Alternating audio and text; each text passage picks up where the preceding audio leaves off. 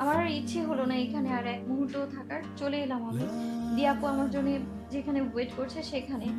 আপু আমাকে দেখে বলল, কি হয়েছে হায়াত? তোমার মুখ এমন কেন লাগছে? কিছু না আপু, এমনি। বলো বলছি। আমি চুপ করে আছি। তুমি বলবে না তো? ওকে, আমি যাচ্ছি দেখতে কি হয়েছে। না আপু, আসলে হায়াত, বলো। আমি মেহমেদ আর মিলাপুকে একসাথে দেখেছি। কি কি বলছো তুমি হায়াত? তুমি জানো এটা অসম্ভব। আমিও বিশ্বাস করতে পারছি না। ওনার সাথে আমার ঝামেলা হয়েছিল কালকে, আর আজকে এমনটা। শান্ত হও হায়াত। হয়তো ওইটা অন্য কেউ ছিল। হয়তো তোমাকে ভুল বোঝানোর চেষ্টা করা হচ্ছে। আমি ওনার কণ্ঠ কি ভুল শুনলাম তবে? তাও তো কথা। আচ্ছা, তুমি মুখ দেখেছো? ওইটা ভাইয়াই ছিল? হ্যাঁ আপু। আমি ভাইয়ের সামনে যাব। কেন এমন করলো আমার জানা প্রয়োজন। আমার ভাইয়া তো এমন না। বলে দিয়াপু হন হন করে উপরে যেতে লাগলো। আমি হাত ধরে আটকালাম, মাথা নাড়িয়ে না করলাম যেতে। দিয়াপু বলল, আমাকে আটকিও না হায়াত। আমি চাই না আমার মতো দ্বিতীয় দিয়া কেউ হোক। আপু আমার হাত ছাড়িয়ে রুমের সামনে গেল। তখনই দেখলো কফির মগ হাতে নিয়ে রুম থেকে মেহমেদ বের হচ্ছে, ওনার পেছনে মিলা আপু। আমি দিয়াপুর হাত ধরে সাইডে নিয়ে গেলাম। আপু বলল, আমাকে আটকালে কেন? তুমি তো দেখলে এটা মেহমেদ আর মিলা আপুই ছিল। এখন শুধু শুধু ওদের সামনে গিয়ে অপ্রস্তুত অবস্থায় পড়ার কোনো কারণ নেই। হায়াত, তোমার কপাল পড়ছে। তুমি বুঝতে পারছো না কেন? আপু চলো বাসায়। কথা ঘোরাচ্ছ কেন হায়াত? এছাড়া করার আমার আর কিছুই নেই। আমি জন্মই নিয়েছি সবার জীবনে সেকেন্ড চয়েস হয়ে। আর দাঁড়ালাম না। আমি আর দিয়াপুর রিসোর্ট থেকে বেরিয়ে সোজা বাসায় গেলাম। বাসায় এসে আমি রুমে চলে এসেছি। বাবা মায়ের ছবি সামনে নিয়ে বসে মায়ের সাথে কথা বলছি। আমি মিলাপুর থেকে বেশি ভালো নাকি আমাকে বাসতে, এই কথাটা সবাই বলতো। তবে আজ কেন তোমরা আমার একটা কথা একবারও মনে করো না? কেন তোমরা একবারও আমার খোঁজ পর্যন্ত নাও না? মা তুমি তো জানো না আমার নিঃশ্বাস আটকে আসছে, জানো আমার দম বন্ধ হয়ে আসছে। আমি এই ধোঁকা মেনে নিতে পারছি না মা। তোমার হায়াত আজ পুরোপুরি ভেঙে পড়েছে মা। যা একটু নিজেকে শক্ত করেছিলাম আমি, সব শেষ মা। সবটা শেষ। আমার ইউজ করা হচ্ছে মা। আমার খুব কষ্ট হচ্ছে। মনে হচ্ছে এই পৃথিবীতে আমি একা, ভীষণ একা। আমি কেউ নেই আমার। আশেপাশে প্রতিটা মানুষ মুখী আছে কখন আমায় আঘাত করবে। আমাকে ছোটবেলার মতো তোমার আঁচলে নিচে নাও না মা, যেখানে আমি সব থেকে বেশি নিরাপদ, যেখানে কোনো দুঃখ কোনো কষ্ট কিচ্ছু ছুঁতে পারবে না আমায়। মা তোমার কাছে যেতে চাই আমি মা। আমি আর পারছি না মা। আমি ধোকা নিতে পারছি না আর। মিলাপু আমার সাথে এমনটা কিভাবে করতে পারে মা? আমার গগন বিদারী কান্নায় আজ হয়তো আকাশ সহ্য করতে পারেনি, ভারী বর্ষণ নামিয়ে দিয়েছে ধরনীর বুকে। দরজায় কড়া নাড়ার আওয়াজে নিজেকে সামনে নিয়ে গিয়ে দরজাটা খুলে দিলাম। মেহমেদ এসেছে। রুমের লাইট অফ, তাই মেহমেদ আমার বিধ্বস্ত মুখটা দেখতে পাইনি। মেহমেদ বিনা বাক্যে রুমে এসে লাইট অন করতেই আমি রুম থেকে বেরিয়ে গেলাম, সোজা ছাদে চলে গেলাম। এমন বাজে চাপা কষ্টের অনুভূতি আমার আগে কখনো হয়নি। কত রঙিন ছিল আমার সবটা। অনার্স প্রথম বর্ষে শিক্ষার্থী ছিলাম আমি। একটা অনুষ্ঠান স্পেশাল গেস্ট হিসেবে মেহমেদ আমাদের ইউনিভার্সিটিতে আসেন। সেটাই প্রথম দেখা ওনার সাথে আমার। আমি ফুল দিয়ে বরণ করেছিলাম ওনাকে। সেই অনুষ্ঠান শেষ হওয়ার 15 দিন পরে মা আমাকে নানু বাসায় পাঠিয়ে দেয়। এসে শুনি আপুর সাথে মেহমেদের বিয়ের কথা, যে আপুর সাথে ওনার বিয়ে হয়ে গেছে। পরের দিন আপুর বৌভাত ছিল। সেদিনই প্রথম এসেছিলাম আমি এই বাড়িতে। আমি পা রাখতে ফুলের বর্ষণ হয়েছিল আমার উপর। আমি ঘাবড়ে গিয়েছিলাম। মিলা আপু ছিল আমার সামনে স্টেজে দাঁড়ানো। তার পাশেই মেহমেদ দাঁড়িয়েছিল। ওনার চোখ ছিল আমার দিকে। অদ্ভুত চোখে তাকিয়েছিলেন সেদিন। হঠাৎ আমার সামনে এসে আমার হাত ধরে সব চকিয়ে যাই আমি, আমি সহ উপস্থিত সকলেই। উনি হাসি দিয়ে বলেন, ওয়েলকাম ঘরওয়ালি। কথাটা বলেই আবার পর মুহূর্তেই হেসে বলেন, উপস, সরি, ফান করেছে। বলে আমার হাত ছেড়ে আপুর পাশে চলে যায়। তখনই মুরাদ আসে আমার সামনে, আমায় বলে, হ্যালো মিস, আপনি ভাইয়ার শালি তাই না? হুম। আমি মুরাদ। ওহ, আমি হায়াত। ওয়াও, হায়াত, মুরাদ, নাইস। মানে? কিছু না, আসুন ভাবি, কাছে নিয়ে যাই। এভাবেই আমার পরিচয় দুই ভাইয়ের সাথে। ওই দিনের পর থেকেই প্রায় আমার ফোনে অচেনা নাম্বার থেকে কল আসতো। আমি ধরলে কেটে দিত। ঘুম পেত প্রচুর তখন। রাতে ঘুমালে টের পেতাম না কখন সকাল হয়। সারাদিন ঘুম ঘুম ভাব চোখে থাকতোই। আম্মুকে বলায় আম্মু বলেছিল ডক্টরের কাছে নিয়ে যাবে। তার মধ্যেই একদিন মিলা আপু ফোন দিয়ে জানায় ডিভোর্সের কথা। সব এলোমেলো হয়ে যায়। বাবার মাথায় হাত পড়ে। সেদিন বাবা আমার সাথে অকারণেই দুর্ব্যবহার করে। আম্মু বলেছিল চিন্তায় এমন করে ফেলেছে। আমিও তাই ভেবেছিলাম। এসব কথা ভাবতে ভাবতে কখন যে জ্ঞান হারিয়ে ফেলেছি বলতে পারবো না। যখন জ্ঞান ফেরে তখন তাকিয়ে মাকে দেখি, মায়ের পাশে চাচি শাশুড়ি আম্মু। আমি চোখ খুলতেই দিয়া আপু রুমে আসে। মা আমাকে উঠে বসতে সাহায্য করে, অন্যদিকে মুখ ঘুরিয়ে বলে, হায়াত, তোমার কাছ থেকে এমন ছেলে মানুষই আমি আশা করিনি। কড়া গলায় কথাটা শুনতে কেঁপে উঠি আমি। দিয়া আপু মাকে উদ্দেশ্য করে বলে, থাক না বড় আম্মু, ভাবি তো সুস্থ হয়নি পুরোপুরি। তো নিজে হাত দিয়ে অসুস্থ হওয়া মানুষের উপর মায়া আসে না আমার। যাই হয়ে যাক না কেন, নিজেকে কষ্ট কেন দেবে? তাহলে ফাইট করার শক্তি কই পাবে? হ্যাঁ, মা আসলে আমি খাবার আনছি, খেয়ে ওষুধ খাবে, পা যেন বিছানার বাইরে না যায়। বলেই মা চলে গেলেন। মার পিছু পিছু চাচি শাশুড়ি আম্মুও গেল। দিয়া আপু একা থেকে গেল আমার সাথে রুমে। আমায় উদ্দেশ্য করে বলল, ভাইয়ার সাথে কথা হয়েছে তোমার? না। চমকে গেল দিয়া আপু, অবাক কণ্ঠে বলল, তাহলে তুমি ছাদে গেলে কেন? তোমার সাথে তো ভাইয়া ঝগড়া হলেও ভাইয়া আড়ালে তোমার খোঁজ রাখে, তাহলে আজ কি হলো? একটু থেমে দিয়া আপু আবারও বলল, তবে কাল যা দেখেছি তাই সত্যি? এখনো সন্দেহ করছো? নিজ চোখে দুজনকে রুম থেকে বেরিয়ে যেতে দেখার পরেও? একটা দীর্ঘশ্বাস ছাড়লো দিয়া আপু, বলল, জানো, আজ সকালে আমি ছাদে কাপড় মেলতে গিয়ে দেখি তুমি পড়ে আছো। সাথে সাথে সবাইকে ডাকি, মেহমেদ ভাইয়া সব দেখেও না দেখার ভান করে দ্রুত চলে যায় বাহিরে। মুরাদ তোমাকে রুমে আনে। আমি অবাক হই। মুরাদ? হ্যাঁ মুরাদ, মেহমেদ ভাইয়ের এই কাজে বড় বাবাও রেগে আছে। আজকে ইলেকশন হচ্ছে তাই হয়তো চলে গেছে, কিন্তু বইয়ের উপর এমন অবহেলা করার মানুষ তো মেহমেদ ভাইয়া না।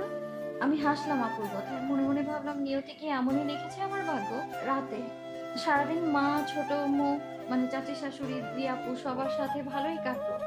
সন্ধ্যার দিকে ঘুমিয়ে পড়েছিলাম। ঘুম ভাঙলো রুমের লাইট জ্বালানোতে। মেহমেদ এসেছেন। আমি দেখলাম উনি সোফায় বসে সামনের টেবিলে পা উঠিয়ে বসে আছেন, চোখ তার ল্যাপটপের দিকে। আমি উঠে বিছানা থেকে নামতে নিতেই মেহমেদ কড়া গলায় বললেন, একবার বিছানা থেকে বাইরে রাখলে পা দুটো হারাবে। ল্যাপটপের দিকে তাকিয়ে আমাকে কথাগুলো বললেন সে। আমি বুঝতে পারি না উনি কেন এমন। আমার ভাবনার সুতো কাটে ওনার দেয়া দ্বিতীয় ধমকে। তুমি কি বেশি বাড়াবাড়ি করছো না হায়াত? কি করেছি? তুমি রিসোর্ট রয়্যাল স্টারে গিয়েছিলে কেন? আমি অবাক হলাম। উনি তো আমায় দেখেন, তাহলে জানলো কি করে? উনি আমাকে আবারও বললেন, তোমাকে আমি আগেই বলেছি, আমার হাতের নাগালে থাকো তুমি সবসময়। তাই কখন কোথায় যাও কি করে সেসব আমার জানা। আমি তোমার কোনো কাজে বাধা দিই না হায়াত। তার মানে এই না যে তুমি আমার উপর গোয়েন্দাগিরি করবে। শেষের কথাগুলো রেগে বললেন উনি। আমি চুপ করেছিলাম, কিন্তু আমার রাগ বেড়ে গেল। আমিও বললাম, গোয়েন্দাগিরি আমি করিনি মেহমেদ। আপনি হয়তো ভুলে যান আমি এই বিয়ে এখনো ঠিকভাবে মেনে নিতে পারিনি। আর সেখানে আপনার উপর অধিকার খাটিয়ে গোয়েন্দাগিরি করার তো কোনো মানেই হয় না। এবার উনি ল্যাপটপ থেকে চোখ সরিয়ে তীক্ষ্ণ দৃষ্টিতে তাকালেন আমার দিকে। আমার রাগ গায়েব হয়ে গেল। উনি এর আগে আমার দিকে কখনো এভাবে তাকাননি। দেখে মনে হচ্ছে আমাকে চোখ দিয়ে ভস্ম করে দিচ্ছেন। আমি ওনার দিকে চোখ ফিরিয়ে নিয়ে উনি বললেন, হায়াত, তুমি আমাকে ভালোবেসে ফেলেছো। এটা আমার কাছে ইলেকশন জেতার থেকেও বড় খুশির একটা খবর। এটা উদযাপন করা উচিত আমার। কি সব যাতা বলছেন আপনি? ঠিক বলছি। আমাকে অন্য কারোর সাথে দেখে তোমার এত কষ্ট হয়েছে হায়াত। তুমি যদি আমায় ভালোই না বাসো তাহলে কষ্ট পেলে কেন? তোমার তো খুশি হওয়ার কথা ছিল আরো। আপনি যা ভাবছেন তা নয়। তাহলে কি? আমি দ্বিধার মধ্যে পড়ে গেলাম। কি বলা উচিত এখন? আমার কাছে কেন এর উত্তর নেই। আমাকে চুপ থাকতে দেখে উনি বললেন, তুমি অনেক বেশি ইনোসেন্ট হায়াত। মন্ত্রীর ওয়াইফ হয়ে এত ইনোসেন্ট হওয়া যাবে না। তোমাকে ট্রেনিং দেবো আমি স্ট্রং হওয়ার জন্য। ফাজলামো করছেন? একদম না, আমি তোমার ভালোর জন্যই কথাগুলো বলছি। আপনি প্রসঙ্গ চেঞ্জ করছেন। উনি হাসলেন। ওনার এই রহস্যময় হাসি দেখলে আমার গা জ্বলে যায়। আপনারা আমাকে ধোঁকা দিয়েছেন। আপনাদের লজ্জা লাগা উচিত। নিজেদের স্বার্থে আমার জীবন নিয়ে খেলেছেন আপনারা, আবার হাসছেন কেন? হ্যাঁ? রাগে গলায় কথাগুলো বলতে মেহমেদ ঠান্ডা মাথায় জবাব দিলেন, খেলছি তো ঠিক আছে, কিন্তু আপনারা নয়, আপনি হবেন। আমি দেখেছি সবটা। আমিও দেখছি অনেক কাছ থেকে। আমার ঠোঁটের দিকে তাকিয়ে কথাটা বললেন উনি। আমি অপ্রস্তুত হয়ে পড়লাম। আমি দ্রুত রুম থেকে বের হতে গিয়ে উষ্টা খেলাম। তবু দাঁড়ালাম না, সোজা ড্রয়িং রুমে গেলাম। আমি ড্রয়িং রুমে আসতেই দেখি দুটো লাগেজ। আমি অবাক হলাম। কারো তো কোথাও যাওয়ার কথা না, তবে লাগেজ কেন? কে কই যাবে? আমি তো কিছু জানি না। ভাবনার সুতো কাটো দিয়ে আপুর কথায় আমার। হায়াত, আপু বলো। তুমি সবটা জানার পরও ভাইয়ের সাথে চট্টগ্রাম যাচ্ছ কি করে? আমি আপুর কথা আকাশ থেকে বললাম আমি চট্টগ্রাম যাচ্ছি, কই কিছুই তো জানি না। আমি আপুকে বললাম আমি তো কিছু জানি না আপু, আমার ঘুম ভাঙলো একটু আগে, কি হচ্ছে কিছুই বুঝতে পারছি না। সে কি, ভাইয়া তো বাসায় এসেই বলল ব্যাগ গুছিয়ে দিতে। তুমি আর ভাইয়া নাকি 1 মাসের জন্য চট্টগ্রাম যাচ্ছ। আমি ভেবেছিলাম ভাইয়া কিছু বলবে কালকের বিষয়ে, কিন্তু ভাইয়ার মুড অনেক ফুরফুরে ছিল আর ইলেকশনে জিতেছে। এই নিয়ে ফোনের উপর ফোন আসছিল ভাইয়ের ফোনে, তাই আমি বলার সুযোগ পাইনি। আমি তবদা খেয়ে গেলাম আপুর কথা শুনে। আজ সকালে আর কালকে রাতের ব্যবহারে এটা মনে হচ্ছিল আমি ওনার জীবনে জড় বস্তুর ন্যায়, আমার থাকা না থাকা সমান। কিন্তু এখন কি শুনছি এসব? আমি যখনই রহস্য উন্মোচনের কোনো একটা ক্লু পাই তখনই উনি আমাকে সব গুলিয়ে দেন।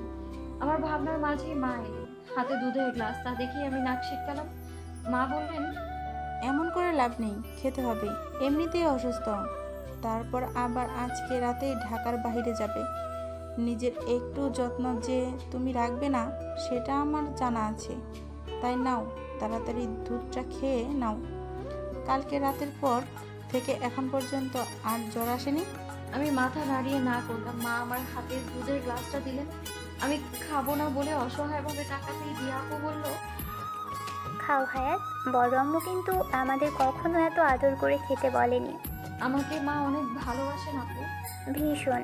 আপুর কথায় নিজেকে একটু ভাগ্যবতী মনে হলো। মায়ের আদর আমি আবার পাবো এটা ভাবিনি। রাত 9টা, মেহমেদ এসে আমার পাশে বসলেন। আমি দিয়াপুর সাথে টিভি দেখছিলাম। আপুকে দিশা ডাক দিয়েছে বলে আপু উঠে চলে গেছে আগে। আমি একাই বসে টিভি দেখছি। জ্বর আর আসেনি। মেহমেদ বারবার ঘড়ি দিকে তাকাচ্ছেন। আমি দেখেও না দেখার ভান ধরে বসে আছি। উনি এবার আমার হাত থেকে রিমোট নিয়ে টিভি অফ করে দিলেন। তোমার তো সাহস কম না হায়াত? যে মন্ত্রীর সাথে কথা বলতে 10 দিন আগে অ্যাপয়েন্টমেন্ট নিয়ে রাখতে হয়, তুমি তাকে পাত্তাই দিচ্ছ না। আমার হাসি পেল মেহমেদের কথায়। হাসি চেপে শক্ত চোখে তাকিয়ে বললাম, বলুন। তুমি আমাকে চোখ রাঙাচ্ছ? এটা বলতে এসেছেন? তারা হয়ে যাচ্ছ দিন দিন তুমি হায়াত। রেডি হয়ে নাও, যাওয়ার সময় হয়ে গেছে। আমি আপনার সাথে যাব না। যেতে হবে। আমার হাত শক্ত করে ধরে বললেন উনি। হঠাৎ ওনার মুখ লাল হয়ে গেল।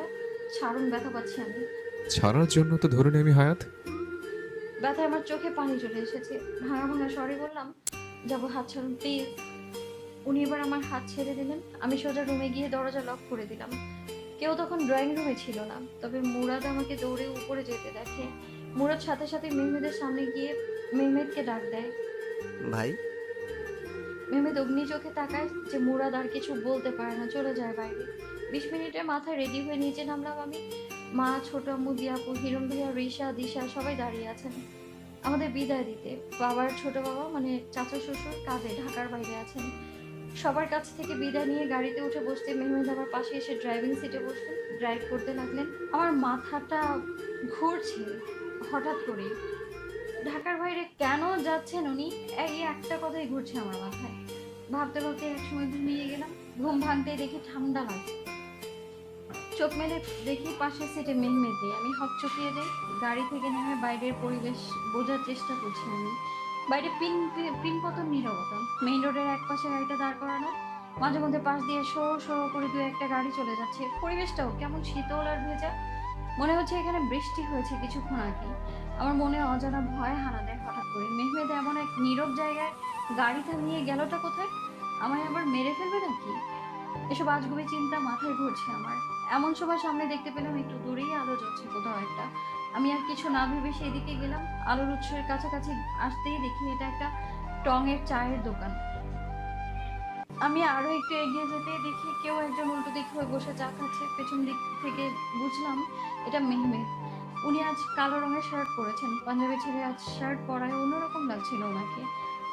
গাড়িতে বেশ কয়েকবার খেয়াল করেছি আর চোখেও তাকিয়েছি। আমি ওনার সামনে গিয়ে দাঁড়ালাম। ওনার দৃষ্টি নিচের দিকে, একটু পর পর চায়ের কাপে চুমুক দিচ্ছেন। আমি ওনার সামনে দাঁড়াতেই মাথা তুলে তাকালেন উনি। ঘায়েল করা দৃষ্টি ওনার।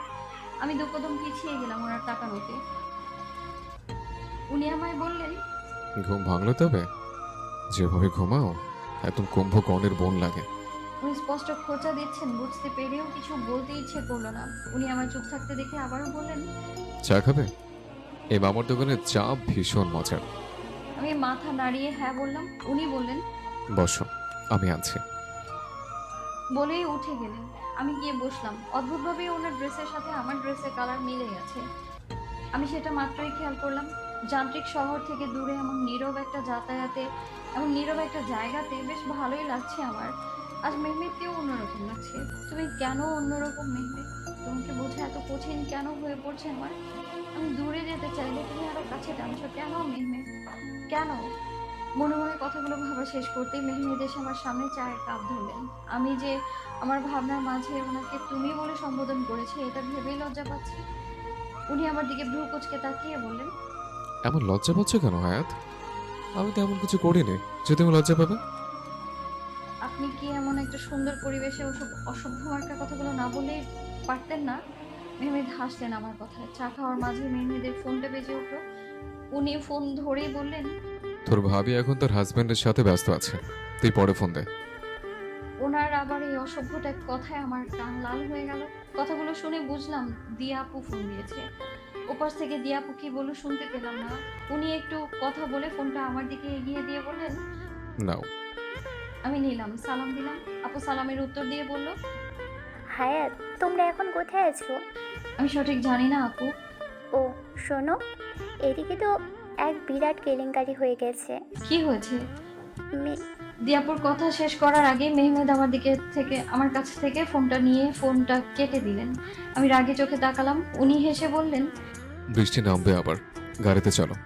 বলেই চায়ের বিল মিটিয়ে গাড়ির দিকে হাঁটা শুরু করলেন। আমি পেছনে পেছনে যেতে যেতে বললাম, আপনি ফোনটা কাটলেন কেন? কিছু একটা হয়েছে যা আপু আমায় বলতে চেয়েছিল, আপনার জন্য শুনতে পেলাম না আমি। মেহমেদ দাঁড়ালেন, পিছনে না ঘুরেই বললেন, আমরা শহর ছেড়ে সব সম্পর্ক থেকে দূরে এসেছে কি এসব শুনতে যে কই অঘটন ঘটলাম? এখন থেকে যে কয়েকদিন ঢাকার বাইরে আছি প্রতিটা সেকেন্ড তোমার নামে করে দিয়েছি। বেটার হবে তুমি এসব চিন্তা বাদ দাও। কথাটা শেষ করে উনি গাড়িতে উঠে পড়লেন। ওনার কথা শুনে আমার ভিতরে কম্পন সৃষ্টি করলো। উনি গাড়ি থেকে মাথা বের করে আমায় ধমকের স্বরে বললেন, হায়াত, কি করছো কি? আসো গাড়িতে ওঠো, এখনো বৃষ্টি শুরু হবে, তোমার শরীর ভালো না এমনিতে। গাড়ি চলছে আপন গতিতে। ঠান্ডা বাতাস এসে ছুঁয়ে দিচ্ছে আমার সারা মুখে। রাত গভীর, চারপাশে বাতাসের শস্য শব্দ ছাড়া আর কিছুই শোনা যাচ্ছে না। বাইরে তাকিয়ে থাকতে থাকতে কখন যেন ঘুমিয়েই পড়েছি আমি জানি না। মেহমেদ এক মনে সামনের দিকে তাকিয়ে ড্রাইভ করে চলেছে। ঘুমের মাঝে কখন যেন ওনার কাঁধে আমার মাথা রেখেছি সেটা আমি নিজেও জানি না। সেটা অবশ্য ঘুম ভাঙার পর খেয়াল করেছি আমি। পৌঁছাতে পৌঁছাতে ভোর হয়ে গেল। গাড়ি এসে থামলো একটা বাংলোর সামনে। গাড়ি থেকে নামতেই একজন লোক এসে মেহমেদকে হেল্প করছেন ব্যাগগুলো নামিয়ে রেখে আমার সামনে আমাকে সালাম দিল লোকটা। আমি সালামের জবাব দিতেই বলল সে, আসুন ম্যাডাম, ভিতরে আসুন। স্যার, আপনিও আসুন। বলেই ব্যাগগুলো নিয়ে বাংলোর ভেতর চলে গেলেন। বাংলোটা দেখতে বেশ বড়, আর ভেতরে গিয়ে দেখলাম আধুনিকতার সব ধরনের ছোঁয়া রয়ে গিয়েছে বাংলোতে। কিন্তু বাইরে থেকে দেখে মনে হবে পুরোনো দিনের বাংলোর মতো ডিজাইন। আমি ঘুরে ঘুরে দেখছিলাম সবটা। তখনই মেহমেদ আমার নাম ধরে ডাক দিলেন। আমি ওনার সামনে যেতেই তিনি বললেন, এখন থেকে 1 মাস আমরা এখানে থাকবো, এটি আমাদের বাসা, তোমার আমার সংসার। আমি কিছু বললাম না। উনি হাসলেন, বললেন, এখন থেকে 1 মাস আমরা এখানে থাকবো, এটি আমাদের বাসা, তোমার আমার সংসার। তোমার উচিত হায়াত সবটি মেনে নেওয়া, এছাড়া কোনো উপায়ও নেই। শুধু শুধু জেদ করছো। আমাদের বাবুদের দুনিয়াতে আসতে দেরি হচ্ছে তো। ওনার কথায় আমি ওনার দিকে চোখ গরম করে তাকাতেই উনি সোজা রুমে গেলেন। ওনাকে ফলো করে আমিও রুমে গেলাম। রুমটা অনেক সুন্দর করে সাজানো। উনি আমায় বললেন ফ্রেশ হয়ে নিতে, বলেই ফোনটা হাতে নিয়ে বেরিয়ে গেলেন। বাইরে গেলেন না কি আবার? আমায় একা রেখে এখানে? চিন্তা হলো। আমি ওনার পিছু পিছু যেতেই উনি হুট করে পেছন ঘুরে বললেন, আমি পাশের রুমে যাচ্ছি, তুমি ফ্রেশ হও, ভয় নেই, একা ফেলে কোথাও যাচ্ছে না। বলেই উনি গেলেন। আমি একটু শান্তি পেলাম। এমন অচেনা জায়গায় উনি না থাকলে কিভাবে কি করব আমি? যাই হোক, ফ্রেশ হয়ে আসি। বিকেলে দুপুরের খাবার বাইরে থেকে এনে খাওয়া হয়েছে।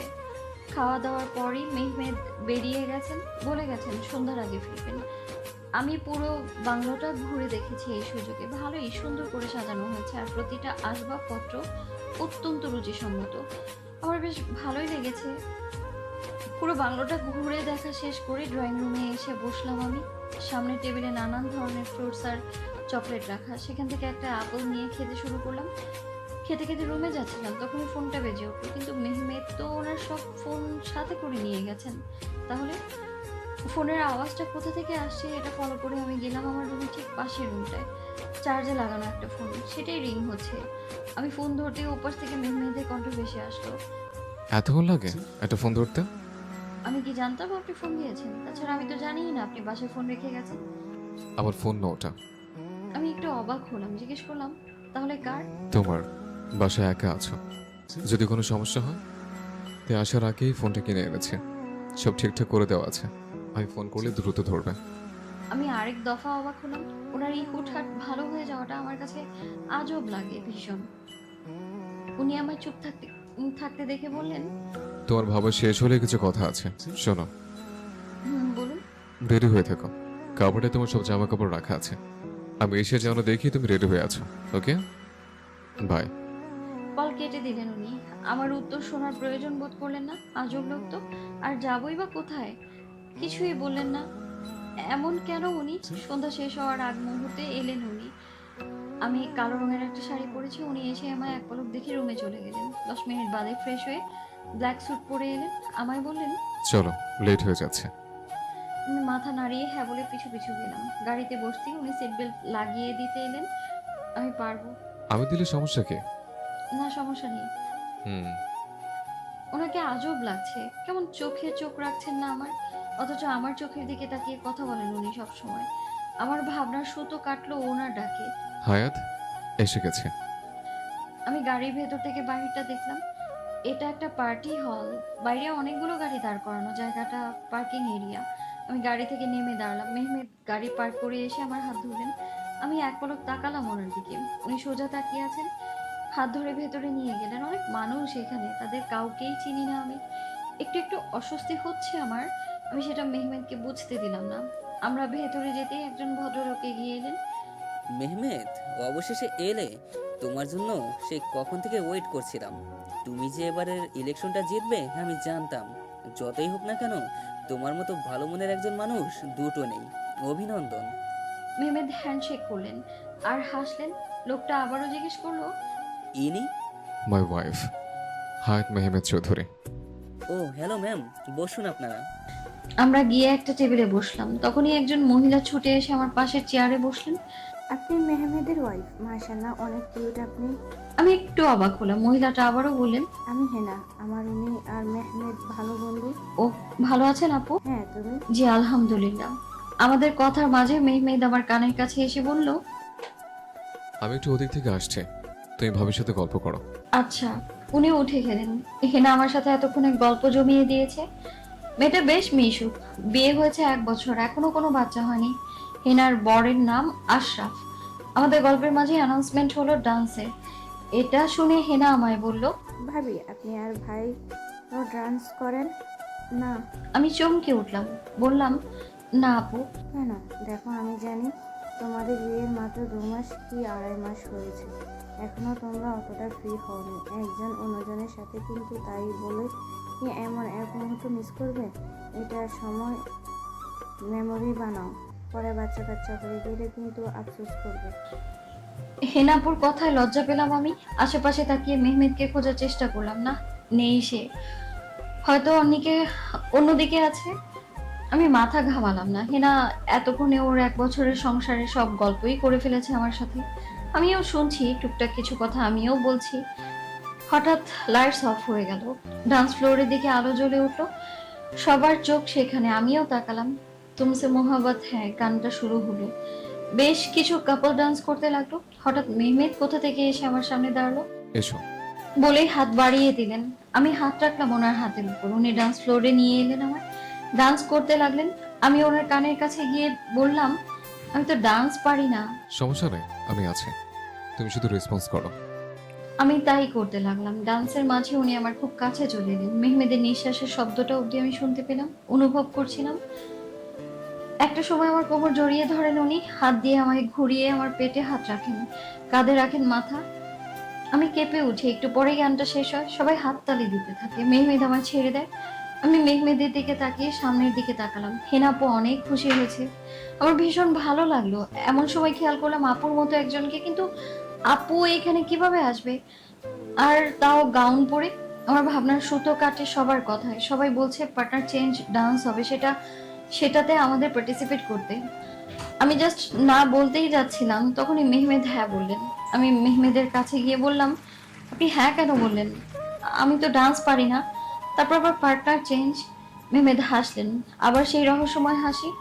একটু পরে আবার ডান্স ফ্লোরে চলে গেলাম। গান শুরু হলো, তুম হি হো, ডান্সও শুরু হলো। একটু পরেই পার্টনার চেঞ্জ হয়ে গেল। আমার সামনে এলো আশরাফ ভাইয়া। ভাইয়া আমাকে বোনের মতো ভাবেন, সেটা তখন কথা হওয়ার সময়ই বলেছেন। এমনকি এখনো আমায় বললেন। আপু, আপনি ঠিক আছেন? হুম। হঠাৎ করে মেহমেদের দিকে খেয়াল হতে আমি থমকে গেলাম, খুব ক্লোজ হয়ে কারোর সাথে ডান্স করছে। আমি ডান্স করা অফ করে দাঁড়িয়ে গেলাম, বোঝার চেষ্টা করছিলাম কে এটা। তখনই দেখলাম এটা মিলা আপু। আমি অবাকের চরম পর্যায়ে চলে গেলাম। আশরাফ ভাইয়া বললেন, এটা কে ভাবি? ভাইয়ের সাথে এত ক্লোজ হয়ে ডান্স করছেন, তবুও ভাই কিছু বলছে না। আমার চোখে পানি এলো। না, অনেক হয়েছে, আমি ভুল দিকে যাচ্ছিলাম। মেহমেদ যেখানে আপু তো সেখানে। এতে তো বোঝাই যায় ওরা দুজন দুজনকে ভালোবাসে। ওইদিন রিসোর্টে যেসব কথাগুলো শুনেছিলাম সেগুলোই ঠিক। আমি কি করে এই ভুলটা করলাম? কিভাবে আমি বিশ্বাস করতে শুরু করলাম মেহমেদ কোনো ভুল করেনি? হয়তো আমাদের বুঝতে কোথাও ভুল হচ্ছে। আর আমি আর এক মুহূর্ত ওখানে দাঁড়ালাম না, ডান্স ফ্লোর থেকে নেমে গেলাম। দরজা দিয়ে বের হওয়ার সময় পেছনে ফিরে দেখলাম ওরা ডান্স করতে ব্যস্ত। হাতের কনুই দিয়ে চোখ মুছে বেরিয়ে এলাম। এলোমেলো পায়ে হাঁটতে থাকলাম।